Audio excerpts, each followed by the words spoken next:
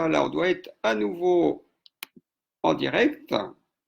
Et là, on doit nous voir tous les deux quand même, Soumeya. Je vais revérifier. Alors, oui, on est en direct. Et on nous voit tous les deux. Oui. Voilà. Donc, je ne sais pas. Il y avait des questions alors, Soumeya? Alors, il y avait une question. Quel est le menu type? Ah, quel est le menu type? Ah ben alors je reprends mon partage parce qu'on va y venir au menu type. Cette question, j'espère. Alors tu me dis toujours, là c'est bon, on est partagé? Oui, c'est bon. Tout Alors, est je ne bon. sais pas où c'était coupé, hein, mais du coup, je ne sais pas où on avait coupé, mais j'étais en train de vous parler qu'il y a beaucoup de pays, enfin non, qu'il n'y a pas beaucoup de pays, qu'il y a, du coup je me perds, qu'il y a quelques endroits sur la planète avec beaucoup de centenaires. Et on était en train de regarder un peu quelles étaient les caractéristiques de ces endroits où il y a beaucoup de centenaires. Donc trois endroits, Loma Linda aux États-Unis, qui est une petite communauté en Californie, l'île bien connue justement pour ses centenaires, Okinawa au Japon, et la Sardaigne donc en Italie. Donc beaucoup de centenaires dans ces trois endroits, et il y a des facteurs qui sont partagés par les trois. Et j'étais en train de dire dans l'alimentation, bien sûr, on me dit quel est le menu, on va me dire est-ce qu'il faut des fruits, est-ce qu'il faut des légumes, est-ce qu'il faut du gras, quel gras il faut. Mais ce n'est pas que ça l'alimentation. Je vous rappelle que c'est aussi du plaisir et que c'est du partage. C'est du partage et c'est du social, c'est de la culture. Et vous voyez que quelque chose qui est retrouvé dans les trois communautés, c'est le lien familial. Le lien familial, il implique le repas et le repas familial et le repas partagé.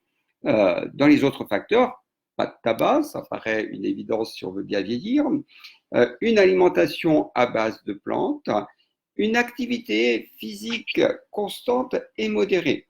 Et donc c'est là qu'en tout cas moi je me suis coupé tout à l'heure en disant, moi je suis toujours effaré de voir les gens qui courent sur le bord de la route le week-end, là, qui font leur jogging, et puis j'ai un petit œil avec une déformation professionnelle, et je vois que certains ont plutôt ce que j'appelle un profil métabolique, avec un profil de surcharge, et qui courent une fois par semaine. Euh, je ne suis pas si sûr que ça, qu'on ait beaucoup d'études qui démontraient le bénéfice. Et je me demande même s'il n'y aurait pas plutôt un risque. Et vous voyez que ici, ce que l'on décrit, c'est une activité physique constante et modérée. Et non pas ce que j'appellerais des boosts d'activité physique une ou deux fois par semaine, et puis le reste du temps, ou alors vous faites le gros repas de famille le week-end, et puis vous allez courir pour essayer de compenser ou la fête. Je ne pense pas que ça soit très favorable au bon équilibre, à défaut du bon équilibre alimentaire, du bon équilibre santé. Alors, on retrouve des caractéristiques qui sont communes à Okinawa et à Loma Linda, c'est la forte consommation de soja, l'absence d'alcool, et puis la foi, la croyance, la foi. Euh, Quelque chose que j'aime bien à Okinawa, c'est no time urgency. Euh, ne pas se presser, ne pas être dans cette vie à l'occidental. Et ça aussi, pour moi, bien sûr, je sais que vous demandez tous ce qu'il faut manger au repas, mais prendre le temps du repas, prendre le temps du partage, prendre le temps d'apprécier est pour moi quelque chose d'aussi important que quel aliment dans mon repas. Euh, L'amabilité aussi, et le curcuma éléments qui sont retrouvés à Okinawa. Éléments qui sont retrouvés en commun entre la Sardaigne et Loma Linda, les céréales complètes et un partage culturel qui est important. En Sardaigne, les fèves et vous voyez un petit peu de vin, un peu de polyphénol lié au vin. Alors je suis toujours très prudent quand on parle du vin. Vous savez que ça aussi c'est la question, est-ce que le vin c'est bon pour la santé ou pas?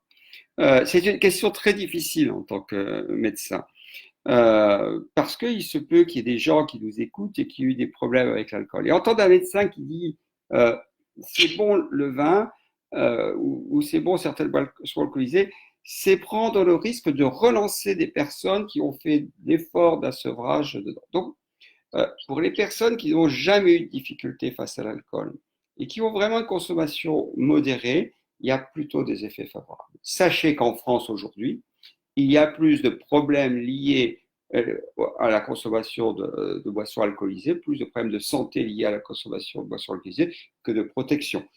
Donc c'est vraiment une balance très difficile. Et puis les autres éléments à Loma Linda, vous voyez le cercle social, hein, c'est quelque chose qui revient, c'est la famille, le cercle social, et manger encore une fois des noix et plus globalement des fruits à coque. Voilà, donc important. Pas de questions, Non, Soumeya? pas encore. Alors, on n'a pas de questions Ah, pour le moment. N'hésitez pas à nous poser vos questions. ouais, ouais, c'est très important. Hein. Là, il ne faut pas juste écouter ce qu'on raconte, il faut interagir. Hein. Il faut en profiter. Ouais.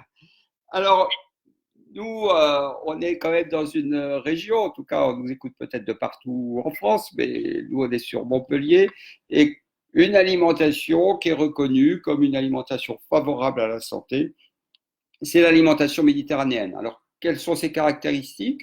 Beaucoup de légumes, beaucoup de céréales complètes. Attention parce que euh, toujours une note sur les céréales. Vous savez qu'il y a toutes ces céréales pour enfants qu'on trouve dans les supermarchés avec des paquets de toutes les couleurs. Ça, c'est pas de la céréale, hein, ça, c'est du sucre. Donc, quand on parle de céréales, on parle de céréales complètes. Si on parle de céréales de petit déjeuner, il va falloir que ça soit un muesli complet dont vos enfants, en général, ne voudront pas. Ils préféreront les paquets de toutes les couleurs qui sont du sucre. Mais attention, donc céréales complètes, ça veut dire aussi plutôt des pâtes complètes ou semi-complètes, plutôt du riz complet ou semi-complet, plutôt du pain qui soit pas du pain typiquement baguette française blanche, mais plutôt du pain aussi, là aussi, semi-complet ou complet, en tout cas, qui soit pas un pain blanc. Des fruits, des légumineuses. Les légumineuses ont tendance à disparaître un peu de notre alimentation, hein, tout ce qui est justement fèves, pois chiches, lentilles, qu'il faut savoir garder. Les noix variées qui reviennent toujours. Hein, les noix, vous voyez, il y a beaucoup d'arguments hein, sur les noix. Et en plus, des études qui montrent que si on consomme des noix, si on dit à quelqu'un, on reviendra dessus tout à l'heure sur Dalton, ici, il n'y a pas de question, une étude qui avait conseillé de manger des noix aux gens, 30 grammes par jour de noix. Les gens, on leur avait pas conseillé d'autre chose du tout. Il n'y a pas eu de prise de poids à la consommation de noix. Du poisson, des graisses, des huiles végétales, en particulier l'huile d'olive, hein, c'est ce que dit acide gras monoinsaturé, polyinsaturé, donc des graisses végétales et l'huile d'olive qui est riche en monoinsaturé. Pas trop de viande rouge et pas trop de graisses qui sont liées aux graisses animales, pas trop d'acide gras saturé. Et puis à nouveau, je ne reviendrai pas sur ma limite et sur ma précaution, à nouveau un petit peu de vin qui est plutôt du vin rouge. Alors je ne vais pas... Excusez-moi, monsieur. Oui, Soumeya. Pour le régime méditerranéen, au titre de régime, est-ce qu'il n'est pas perçu comme une forme de restriction?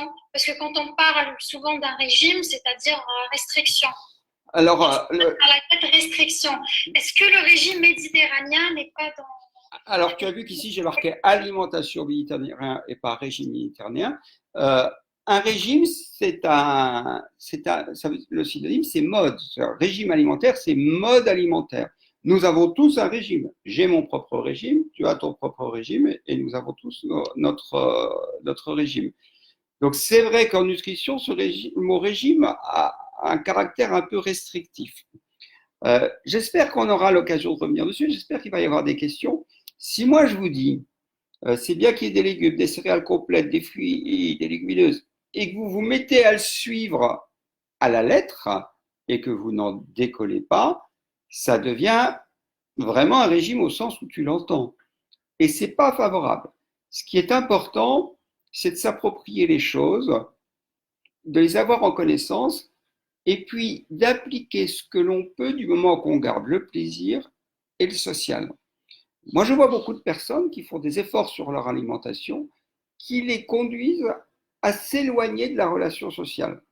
Je mange plus de tel aliment, je mange plus de tel aliment, je mange plus de celui-là, je ne mange que celui-là, puis finalement, quand je me retrouve en société, je peux pas, puis je finis par refuser les invitations. Ça, c'est délétère. Un profil d'alimentation de type méditerranéenne n'est pour moi ni restrictif du moment qu'on n'y adhère pas de façon trop stricte. Tout doit être fait avec flexibilité. Je ne sais pas si ça répond à ta question, Soubeya. Soubeya qui a à nouveau disparu. Euh, donc, je vais essayer de récupérer Soubeya qui a des problèmes de connexion.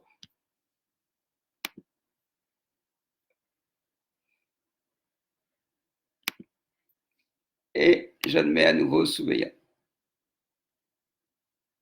Jonction en cours. On a vraiment des problèmes de connexion ce soir. Soubeya, tu m'entends? Et moi, je ne t'entends pas. Je ne sais pas si ton micro est coupé. Ça y est, je t'entends. Alors, je ne sais pas si tu as entendu ma réponse à ta question. Oui, hein? Oui, je suis en train de l'écouter sur mon smartphone. Ah, tu jongles. Il va falloir qu'on résolve ces problèmes de connexion. C'est certainement un peu embêtant pour les personnes qui nous écoutent. Alors, juste une petite étude. En fait, petite étude, non, c'est une grande étude d'ailleurs. Je ne sais pas pourquoi je dis petite. Qui est une étude qui a été faite en Espagne et qui a pris des gens et qui les a tirés au sort. Il y a eu des petits problèmes là-dessus, mais enfin, globalement, l'étude reste valable. Et il y a une partie des personnes à qui on a dit de consommer plus d'huile d'olive que d'habitude. On leur a fourni de l'huile d'olive, 1 litre d'huile d'olive par semaine pour la famille. Et puis les autres, on leur a fourni des noix variées, 30 grammes à consommer par personne et par jour. Et puis, il y avait ceux qui avaient l'alimentation espagnole habituelle. Ce graphique, qu'est-ce qu'il vous montre? Il vous montre la survenue d'événements cardiovasculaires, d'infarctus, d'accidents vasculaires cérébraux, de décès cardiovasculaires, au fur et à mesure du temps, sur 5 ans. Et vous voyez que ceux qui ne prenaient ni huile d'olive ni noix en complément ont une courbe d'événements qui est largement au-dessus de ceux qui prenaient de l'huile d'olive et des noix. Donc, sur cette étude, juste de dire aux gens, tenez, voilà de l'huile d'olive, utilisez de l'huile d'olive, et voilà des noix, prenez-en 30 grammes par jour, et bien vous voyez qu'ils ont eu une meilleure espérance de vie en bonne santé. Donc, c'est quelque chose quand même qui est important. Et donc, cette huile d'olive et ces noix que l'on retrouve dans l'alimentation méditerranéenne. Et vous avez une autre étude ici, qui est une étude qu'on appelle épidémiologique. On a regardé les gens en fonction de leur consommation plus ou moins importante de noix. Eh bien, plus ils consommaient de noix, et moins ils avaient de mortalité totale. Donc, c'est intéressant quand même. Et c'est dans l'étude, celle-ci, dont je parlais tout à l'heure, ceux à qui on a dit de consommer de l'huile d'olive et des noix, ils n'ont pas pris de poids. C'est-à-dire qu'on ne leur a pas donné d'autres conseils, mais spontanément, ils ont dû réduire leurs autres apports caloriques. Et puis, je passe rapidement, mais beaucoup d'études. Ici, une étude qui est intéressante parce que c'est l'étude des 3 cités. Et les 3 cités, c'est en France. C'est Bordeaux, Dijon et Montpellier. Et là aussi, on a regardé la consommation d'huile d'olive des gens et leur survenue d'accidents vasculaires cérébraux. Un accident vasculaire cérébral, c'est quelque chose de grave. Et on a vu, sur le plan épidémiologique, donc en regardant, que les personnes qui avaient la plus forte consommation d'huile d'olive avaient beaucoup, mais c'était très significatif, c'était, je crois, 70% en moins d'accidents vasculaires cérébraux. Donc, c'est quand même important. Alors, on a plusieurs questions sur l'huile d'olive. La première, l'huile d'olive, quelle quantité conseillée par jour et est-ce que c'est la meilleure huile pour cuisiner? Alors, après, on va les répondre une par une, peut-être, Soubeya. D'accord. Toujours dans le thème de l'huile d'olive. Okay. Alors, quelle quantité d'huile d'olive? Je ne peux jamais répondre à une question comme ça, parce que nous sommes tous différents. En fonction de notre âge, en fonction de notre sexe, en fonction de différentes choses. Ce que je dirais, c'est que l'huile d'olive est l'huile qui a le plus de preuves dans les données de publication, dans les données médicales, comme quoi elle est bénéfique pour la santé. Donc, c'est d'utiliser au maximum l'huile d'olive dans tout ce que vous cuisinez. Donc, c'est d'en utiliser au maximum. Attention, si vous mettez à rajouter tout le temps de l'huile plus que ce que vous n'en utilisiez avant, il va y avoir des effets délétères sur le poids. Donc, l'important, c'est qu'à chaque fois que vous utilisez une graisse, c'est mieux d'utiliser l'huile d'olive si vous réfléchissez santé et sans vous y forcer si vous n'aimez pas, bien sûr. Après, vous avez une autre huile qui est riche en acides gras monoinsaturés, avec moins de données de publication, c'est l'huile de colza, qui est aussi assez riche en acides gras monoinsaturés, qui est tout le cas.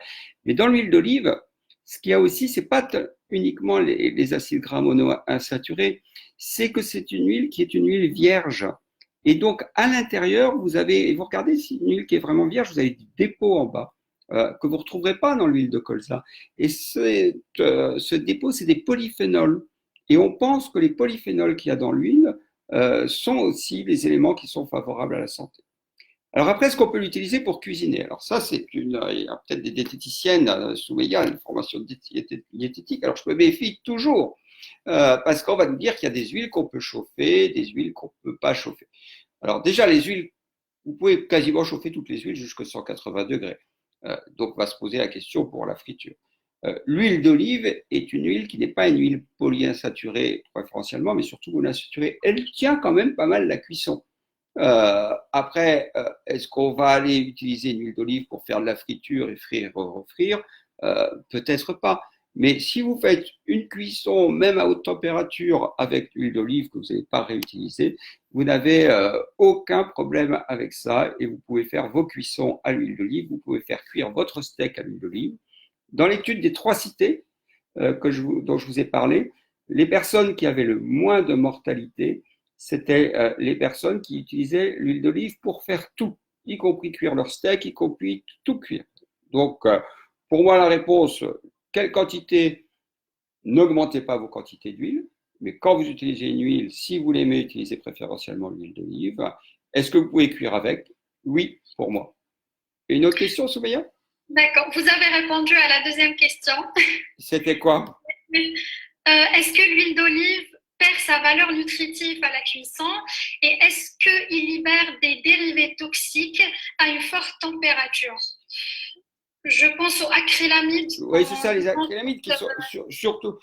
Oui, mais c'est vrai pour toute huile, mais c'est vrai qu'après, moins elles vont avoir de graisse insaturée, et mieux elles vont tenir la cuisson, et moins elles vont produire d'acrylamide, comme le dit Souveya. Donc l'huile qui va tenir le mieux à la forte, à la haute température, c'est l'huile d'arachide, puisque c'est l'huile qui est la plus riche en acides gras saturés, qui ne sont pas les plus favorables à la santé, mais quand on va la cuire, c'est plus que la cuire, c'est quand on va faire de la friture, c'est elle qui va tenir le mieux. L'huile d'olive est surtout monoinsaturée, avec pas tant de polyinsaturée, elle va tenir pas mal. Et puis si vous prenez une huile de tournesol, ce coup-ci, elle va tenir beaucoup moins bien aux très fortes températures. Mais encore une fois, si vous chauffez une huile une seule fois, il faudrait vraiment que vous la chauffiez à une très forte température pendant longtemps pour qu'elle puisse vous produire des produits délétères. Donc en général, la vraie problématique sur la santé, c'est l'huile de friture qu'on va réutiliser à répétition. C'est celle-là pour laquelle il va falloir faire attention à bien choisir des huiles qui tiennent les hautes températures de façon répétée. D'accord. Et parmi les huiles qui tiennent, c'est uniquement l'huile d'arachide? Ben, après, non, par exemple, il y a une huile qui tient. Plus elle va être saturée, mieux elle tient. Donc, par exemple, si tu utilises une huile comme la végétaline, hein, qui sont je sais pas si végétaline, on ne l'utilise plus trop aujourd'hui.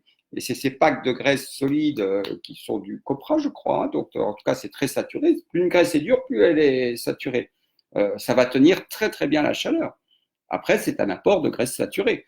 Donc, mais après, c'est la balance. Hein. Soit je veux une graisse qui tient la haute température, elle va être saturée, donc ce n'est pas la meilleure pour la santé, mais à la friture, elle va mieux tenir. Et donc, moins produire de produits toxiques quand on va la chauffer. D'accord. C'est une question d'équilibre. Est-ce qu'il faut alterner entre les huiles? Ah, ça, c'est une question que les diététiciennes posent souvent et c'est ce que proposent les diététiciennes. Moi, je me base sur les études. Je ne connais aucune étude qui montre que d'alterner les huiles a un effet bénéfique à la santé. Je connais des études qui montrent que quand on consomme de l'huile d'olive et beaucoup d'huile d'olive, c'est favorable à la santé. Mais ce mythe de la rotation des huiles et d'utiliser un peu d'huile, ça ne se fonde pour moi sur aucune donnée scientifique. D'autres questions, Soumeya? Oui, on sort un peu des huiles. Alors, il y avait une question antécédent de cancer de sein et soja. Que vous pensez? Qu'en pensez-vous? Oui, c'est une question parce que il y a des œstrogènes-like dans le soja et effectivement, il faut mieux faire attention à ne pas avoir, sur certains cancers du sein hormonosensibles, ne pas avoir une consommation excessive de soja. C'est tout à fait une attention à laquelle qu'il faut avoir. D'accord. Peut-on prendre la vitamine D sans faire une prise alimentaire? Oui, tout à fait. La vitamine D n'est pas du tout obligée d'être prise. On parle de la vitamine D médicamenteuse en complément? Oui, en complément, oui. Oui, elle n'est pas du tout obligée d'être prise avec l'aliment.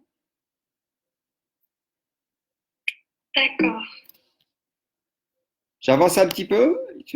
À moins qu'il y ait d'autres questions. Il y a d'autres questions? Oui. Allons-y sur les questions alors. D'accord. Que faut-il penser dès laitage? Quelle consommation?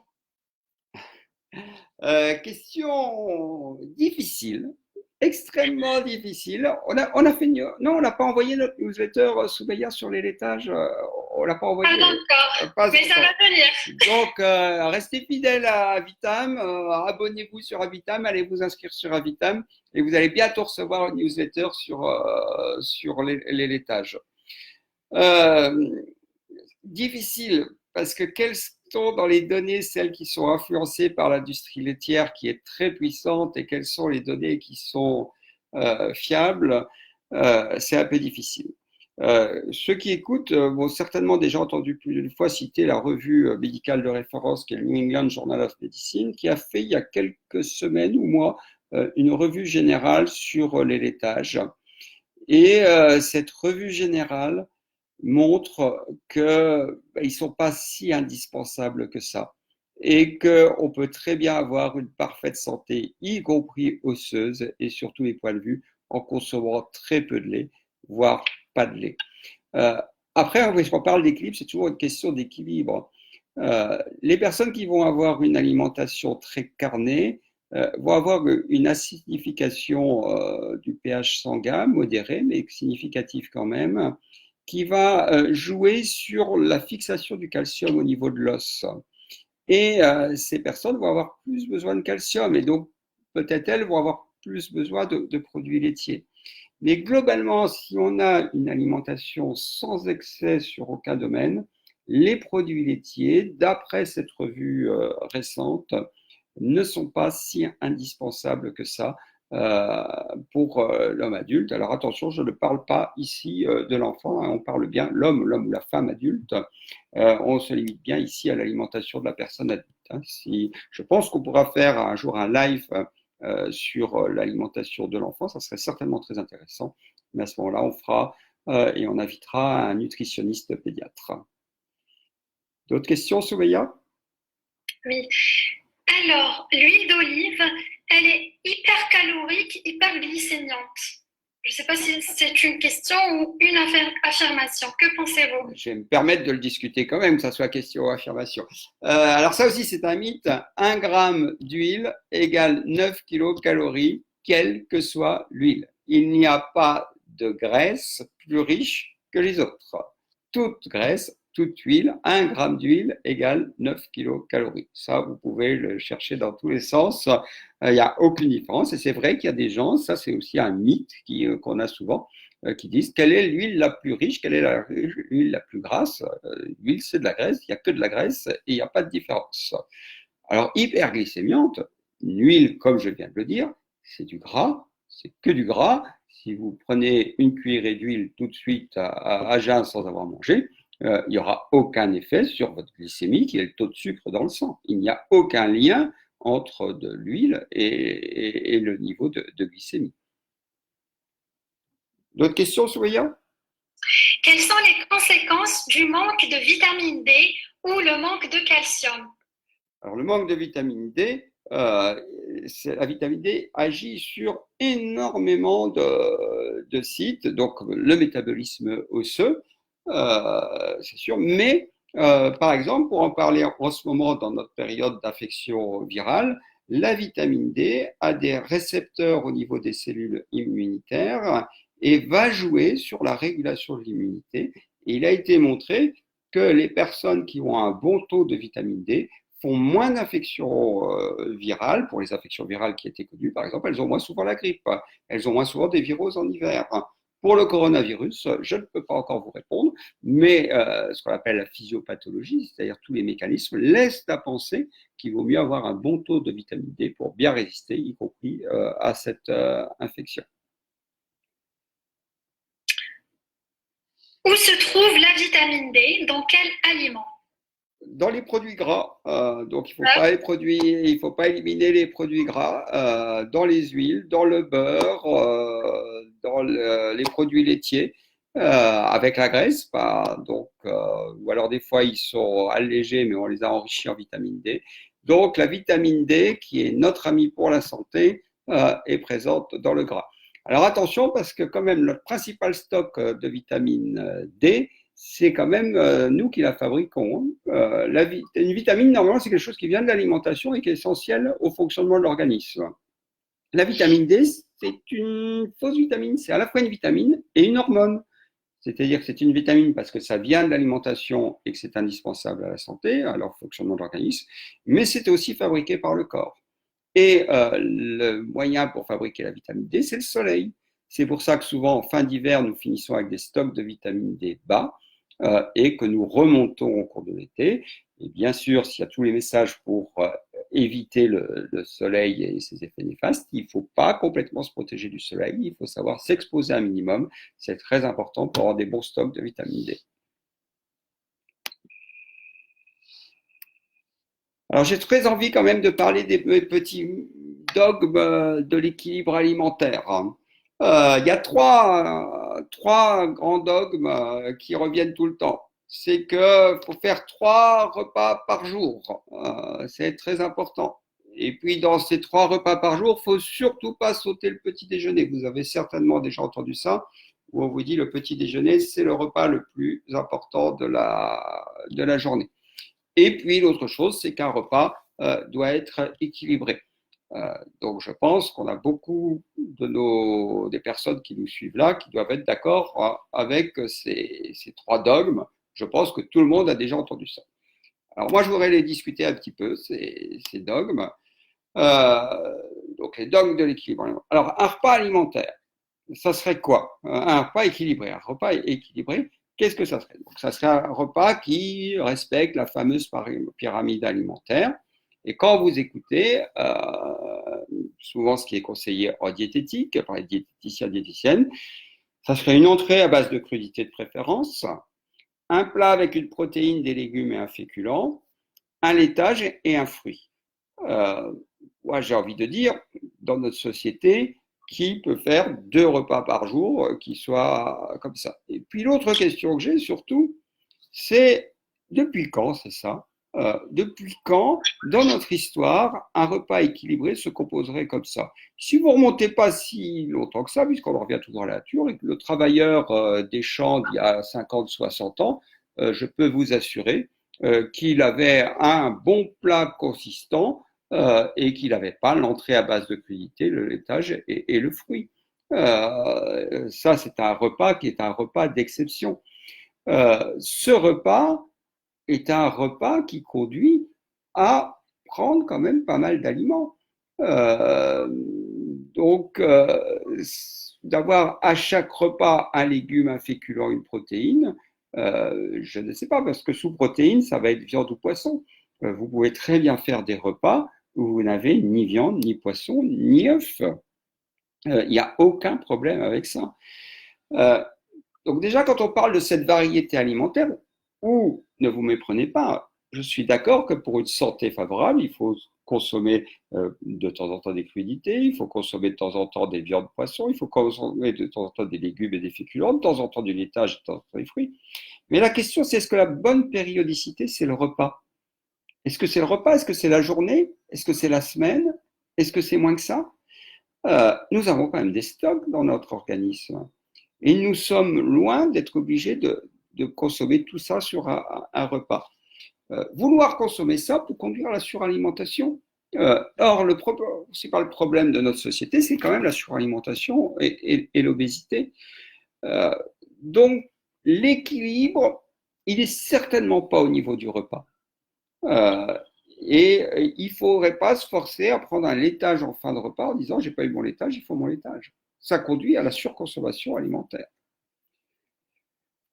Le deuxième dogme, il m'en manque un, où je me suis trompé dans un, donc les trois, c'était repas équilibrés, les trois repas par jour, ça aussi, hein, à travers la planète, c'est pas du tout le standard. Et le standard du trois repas par jour, il est lié à l'industrialisation. En fait, on nous a conduit à prendre trois repas pour qu'on soit productif et qu'on ne vienne pas manger tous n'importe quand pendant la période où on doit être productif. À partir du moment où on a développé l'industrie, où on a industrialisé, on nous a conduit à manger trois repas par jour, qui n'était pas forcément le standard. Le travailleur des champs, d'ailleurs, il ne fait pas forcément le même nombre de repas en fonction de la saison de l'année. Quand le soleil se lève à 8 heures du matin et qu'il va se coucher à 5 heures de l'après-midi, il va peut-être pas faire 4 repas. Alors que quand le soleil va se lever à 4 heures du matin, il va se coucher à 10 heures le soir, je peux vous assurer que le travailleur des champs, il ne fait pas 3 repas, il en fait au moins 4. Il va manger quand il va se lever, il va refaire une collation dans la matinée, il va remanger à midi, il va manger le soir et parfois tardivement, et assez souvent, il aura fait une collation dans l'après-midi. Donc, il va se retrouver avec 5 repas. Mais quand il va être en hiver, il va en avoir moins. Donc, cette standardisation du 3 repas est une standardisation qui est liée à la société industrielle et à la société développée. Quand vous avez sur des sociétés qui ont une alimentation plus primitive, vous n'avez pas forcément primitive, c'est peut-être pas le bon terme. Alors, autre dogme, c'est le petit déjeuner. Le petit déjeuner, les données sont très contradictoires, mais je peux vous assurer qu'il n'est absolument pas unanime et absolument pas démontré que le fait de forcer quelqu'un à prendre un petit déjeuner alors qu'il n'en prend pas lui améliorerait quoi que ce soit sur sa santé. Ce qui est montré, c'est qu'en règle générale, les personnes qui spontanément font un petit déjeuner ont plutôt un poids qui est mieux contrôlé. Mais attention, la personne qui fait un petit déjeuner par rapport à celle qui ne fait pas de petit déjeuner, c'est souvent une personne qui a beaucoup d'autres différences et qui a une vie souvent qui est bien plus régulière avec beaucoup d'autres différences. Et ce n'est pas du tout démontré que c'est lié au petit déjeuner. Quand on a fait des études et qu'on a forcé des personnes à déjeuner alors qu'elles ne déjeunaient pas, on n'a montré aucune efficacité sur le contrôle du poids. Donc, en plus, ce petit déjeuner, quand on force à le prendre, va complètement à l'opposé de ce que nous préconisons, nous, et qui a démontré ses effets bénéfiques, qui est l'alimentation intuitive, c'est-à-dire de prendre en compte ses sensations. Est-ce que j'ai faim? Est-ce que j'ai pas faim? Pour prendre l'alimentation, ce qui me paraît quelque chose d'essentiel. Des questions, Soubeya? Alors, comment ne pas tomber dans des carences alimentaires lors d'un rééquilibrage alimentaire? Ne pas avoir. Alors, le rééquilibrage, alors je suis en train d'assister pour dire qu'il faut faire attention. Si vous équilibrez votre alimentation, ça veut dire que vous mangez de tout sans aucune privation. Il n'y a aucune raison d'avoir des carences. Et encore une fois, attention, cet équilibre n'est pas à observer sur le repas. Je peux très bien me passer de certains nutriments, je peux me passer de légumes à un repas. Franchement, quand vous êtes jeune et si vous faites un repas de pâtes, n'allez pas culpabiliser derrière. Mais par contre, si vous ne mangez jamais de fruits, c'est là que vous allez avoir de la carence. Si vous ne mangez jamais de légumes, vous allez avoir de la carence. Si vous ne mangez jamais de viande sans prendre de précautions, on peut très bien avoir une alimentation végétarienne ou végétalienne, c'est-à-dire sans produits animaux du tout, c'est possible. Mais ça demande une attention. Si vous ne faites pas attention, il faut manger un peu de tout. Donc, soit j'ai envie de me préoccuper de mon alimentation, de faire attention, et là, je vais pouvoir éliminer certains produits, mais ça va me demander de compenser. Soit je suis quelqu'un qui me respecte, mais ça fait simplement attention à ma faim et ma satiété pour respecter mon corps, mais je ne tiens pas spécialement à rentrer dans l'attention aux aliments et je mange un peu de tout tout au long de la semaine et pas sur un repas. Je ne sais pas si j'ai répondu à la question, Soubeya. Oui, normalement. Oui. Alors, autre question, comment faire quand on ne peut pas s'arrêter de manger? comment faire quand on ne peut pas s'arrêter de manger? Mais pourquoi on ne peut pas s'arrêter de manger? On finit toujours par s'arrêter de manger. La question, c'est est-ce qu'on va s'arrêter de manger quand on va avoir le signal de la satiété, c'est-à-dire un signal qui vient du niveau du cerveau, ou est-ce qu'on va s'arrêter quand on va avoir le ventre tendu? Dans le sud, on dit les gens, ils sont coufles, c'est-à-dire qu'ils ont l'estomac bien tendu. Donc la question, c'est, je crois que je la comprends quand même un petit peu, c'est cette envie de manger où on ne sent pas le moment où on va s'arrêter et vraiment où on s'arrête quand on n'en peut plus. Il n'y a pas de réponse simple. Il y a des personnes qui ont ce qu'on appelle une externalité. Donc c'est vrai, dès qu'elles voient les aliments traîner sur la table quelque part, elles mangent et c'est très difficile pour elles de résister. Je crois que pour les personnes qui sont externales, la prise de conscience, l'instant présent, la pleine conscience est un moyen d'aider. Je travaille régulièrement et j'essaye de faire attention à mes sensations quand il y a des aliments. C'est pas facile, je le conçois, mais c'est quelque chose qui peut être travaillé et quand on s'accorde. Et puis, il y a la personne qui s'arrête pas de manger parce qu'elle a besoin de compenser un manque, souvent sur le plan affectif, avec l'alimentation émotionnelle dont on a déjà parlé. Et là, ben, il y a besoin d'un accompagnement aussi sur le plan psychologique, de voir un petit peu ce qui crée ça et de travailler dessus. Donc la réponse n'est pas simple. C'est vrai que ça existe, cette envie de manger, je dirais, un peu permanente jusqu'à ne plus en pouvoir. Donc pour moi, je vois deux principales orientations, l'alimentation externale et puis cette alimentation émotionnelle. Quand c'est external, déjà s'arranger pour qu'il n'y ait pas tout le temps des choses qui traînent, et puis travailler sur l'alimentation en pleine conscience, et pour l'alimentation émotionnelle, de travailler sur les émotions. Alors, une autre question sur le jeûne intermittent, notre prochain article sur Avitam. Le jeûne intermittent est-il bien pour la santé? Je pratique le 16 heures sur 24 et 2 fois par semaine le 23 sur 24. Que pensez-vous du jeûne intermittent? Oui, effectivement, le jeûne intermittent, là, pareil, hein, il y a une revue récente, toujours dans le New England Journal of Medicine, qui est tout à fait en faveur des effets favorables pour la santé du jeûne intermittent. Alors, tu citais, Soumeya, le 16 sur 24. Donc, de faire 1 ou 2 jours, une période de 16 heures sans manger, alors ça veut dire quoi? Ben justement, on va prendre son repas du soir à 8 heures et puis on va aller jusqu'au midi le lendemain. Donc, on va sauter ce fameux petit déjeuner qui est toujours affiché à l'écran. Et là, on a pas mal de démonstrations que cette période de 16 heures sans manger est favorable à la santé. En fait, quand on dépasse les 12, 13, 14 heures de jeûne, on va déclencher ce qu'on appelle la production de corps cétoniques qui vont avoir des effets qui sont favorables. On va pouvoir, alors je dirais le 16 sur 24, il est facilement faisable, 1 ou 2 jours par semaine, sans grand risque pour la santé. On va pouvoir aller au-delà sur des périodes plus prolongées. Je pense que quand on va sur des périodes prolongées, il est bien d'en parler à un médecin qui s'intéresse au sujet, parce que vous allez avoir beaucoup de médecins qui vont vous dire qu'il ne faut pas jeûner, que c'est pas bien. Il faut un médecin, donc vous voyez des médecins nutritionnistes, des médecins spécialistes, et vous vous faites accompagner pour voir quand même s'il n'y a pas de risque à faire ces jeûnes qui sont plus prolongés. Mais les périodes de jeûne sont plutôt favorables à la santé, si on en croit toujours ce dernier article du New England Journal of Medicine.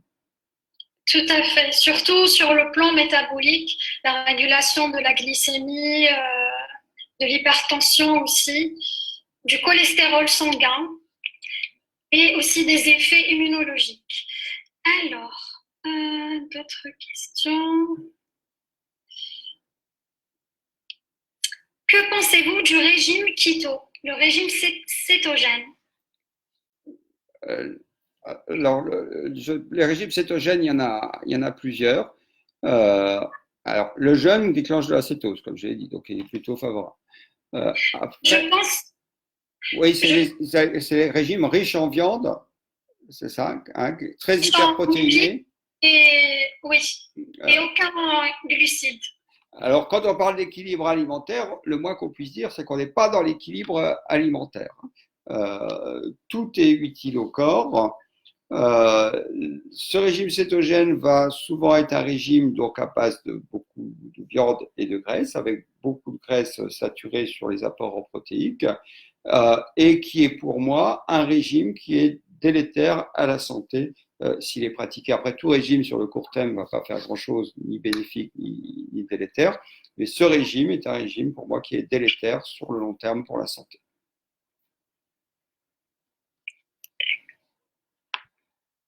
On approche de la fin, donc je dirais que quand on mange, il est important de se poser la question, enfin de se poser quelques questions.